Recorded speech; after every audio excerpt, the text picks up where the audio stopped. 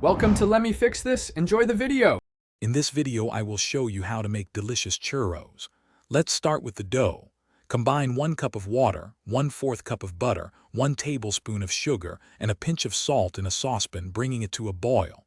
Add 1 cup of flour all at once, stirring vigorously until a smooth ball forms. Cook this dough for about 1 minute to dry it out. Let it cool slightly before mixing in 2 large eggs, one at a time. This creates the perfect base for your churros. Now that your dough is ready, it's time to shape those delicious churros. Transfer the dough into a piping bag fitted with a large star tip, about 1/2 inch. You can pipe the dough directly into the hot oil, using kitchen shears to cut them to your desired length, typically 4 to 6 inches.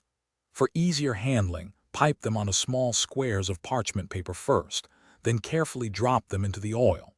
Consistent size ensures even cooking and a fantastic look. Frying is where the magic happens. Heat about 3 to 4 inches of vegetable oil in a deep pot to 375 degrees Fahrenheit. Carefully drop a few churros into the hot oil, making sure not to overcrowd the pan. Fry them for about 2 to 3 minutes until they are beautifully golden brown and crispy. Use a slotted spoon to remove the cooked churros, allowing any excess oil to drain. This ensures a perfectly crunchy exterior. The final step is all about that irresistible sweet finish.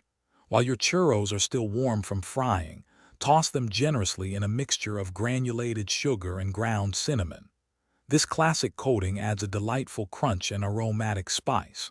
For an extra treat, serve your freshly coated churros with a rich chocolate dipping sauce or even dulce de leche.